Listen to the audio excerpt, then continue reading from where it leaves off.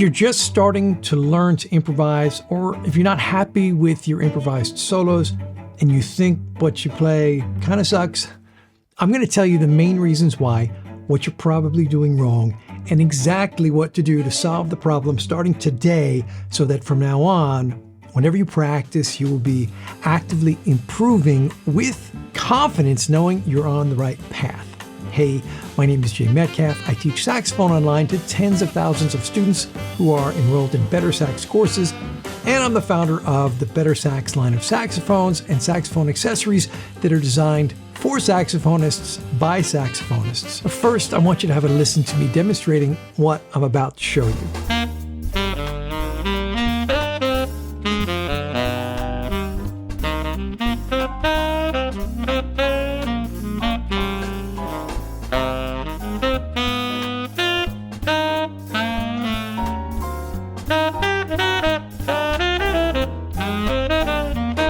The things that most saxophone players do wrong when it comes to improvising are actually really common.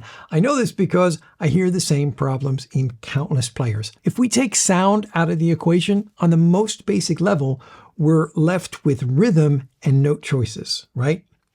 Beginning improvisers usually have a pretty poor sense of rhythm and very little idea of which notes to play. The good news is we can change what and how we practice to address both of these things. In a short amount of time, we can develop a much stronger sense of rhythm and the confidence to choose the right notes.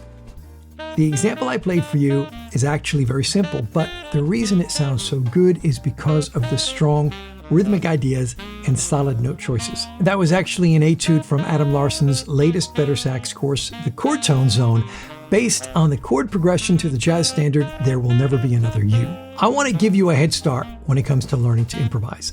And this doesn't just work for jazz, it can be applied to every musical style very effectively. You see, once you know which notes to play, you can then just focus on playing rhythmically. And that is what makes solos sound great. Traditionally, improvisation is taught by telling students which scales can be played over the given chords. There are two problems with this approach though. Number one is that a scale typically consists of 7 notes, and that's just too much information to start with per chord. The second problem is that not all 7 of those notes will be good choices.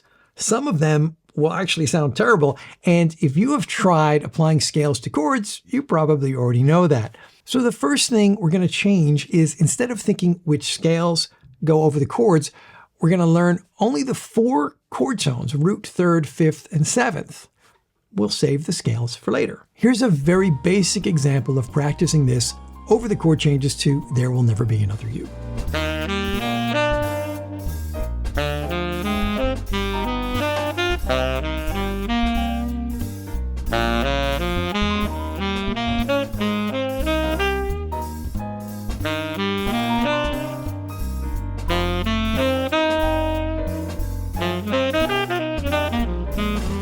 Now, just making that switch to chord tones rather than scales ensures that you are always making good note choices from the very beginning.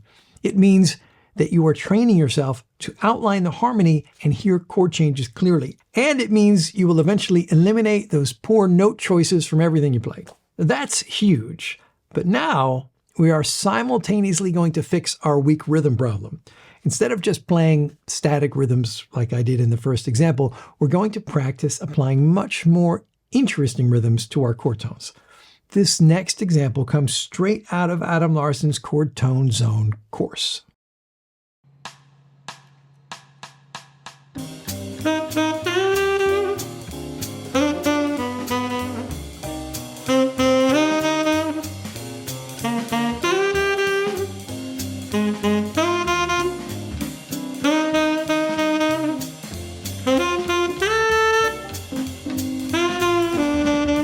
This is just one of 90 different video examples in the course where we apply this practice technique of strong rhythms with strong note choices over common chord progressions.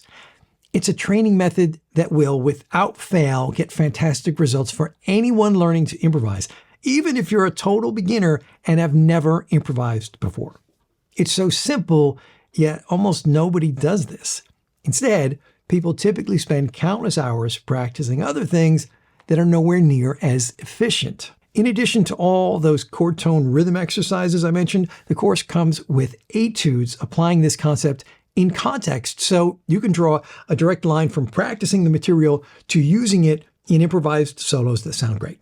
Listen to one of those etudes here and think of this as the sort of results you can expect to get from working through the course.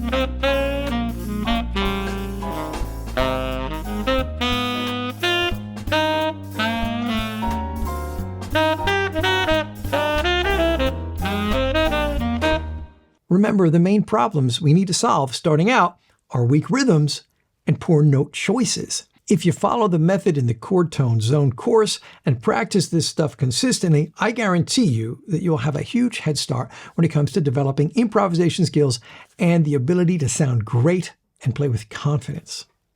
I can tell you that because knowing what I know now, if I had practiced this method when starting out, I would have slashed many years off of my improvisation development journey. I can't go back in time, but I can help speed things up for you so you can have more fun and sound better every time you play from now on. I can't recommend the chord tone zone enough. I absolutely love this approach, and it goes really well with Adam Larson's rhythmic pyramid course. You can get both of these at BetterSax.com.